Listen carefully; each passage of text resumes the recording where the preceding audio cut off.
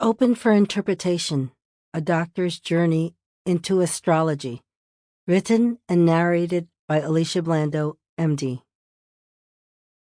The printed version of this book contains some illustrations describing the horoscope, the astroman, and the homunculus map. These illustrations are available on my website, aliciablando.com/excerpt. Also included is my article, Medical Astrology, with a description of personality by sign. Also included are a list of astrologers and astrological institutions available for education in astrology and private readings. I am available to speak to groups and can be contacted through my website. Please visit. Author's note. To write this book, I relied upon my personal notes, travel logs, and researched facts when I could, and called upon my memory of these events and times of my life. I have changed the names of most, but not all of the individuals in this book, and in some cases, I also modified identifying details in order to preserve anonymity. I occasionally omitted people and events, but only when the omission had no impact on either the veracity or the substance of the story. There is a seeming contradiction in my chart. I first describe my sun sign as Gemini, and thereafter describe my sun as Taurus, being in the 9th house. This change reflects my evolution from studying Western, tropical, to Eastern, sidereal, or Vedic astrology. No matter which system is used, the astrology interpretation can still describe the same person.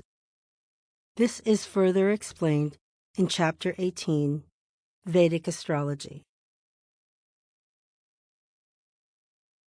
Chapter 1, A Professional Student.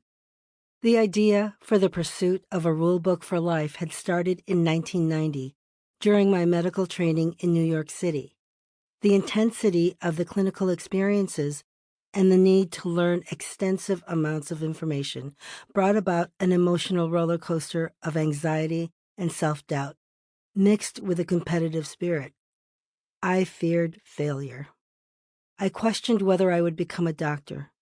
The city offered opportunities to get readings from tarot card readers, mediums, astrologers, and psychics. New York City was where I started asking these practitioners for advice. I'd gotten straightforward readings as well as vague answers that I was on the right path. In the end, I finished my training by taking one day at a time and overcoming each challenge to the best of my ability. My curiosity about the divination arts continued even as I worked to establish a medical practice. I'd met some genuine soothsayers and was interested in what they saw in my future. Eventually, I became more absorbed in how they got their information. I focused on astrology because I liked that the subject grew from the science of astronomy. If I could learn how these prognosticators got information about a client's circumstances, I might have a clue about a guidebook for life. When I decided to go into the medical field, I knew in general terms what doctors did. They helped people who were sick.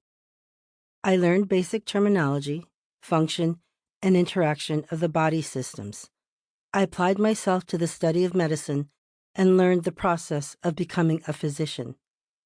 Like medical school, astrology had fundamental rules, which meant it could be learned.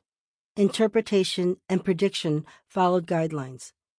After medical training, studying how the movement and position of celestial objects influenced man and nature was made pleasant because I didn't have to rely on this knowledge for an occupation.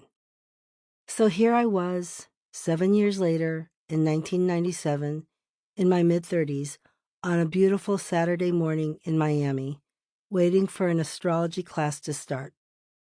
I'd heard about Iris, the instructor, from a friend. About 6 months earlier, I'd attended a Wednesday night demonstration of her psychic and astrological abilities with some friends.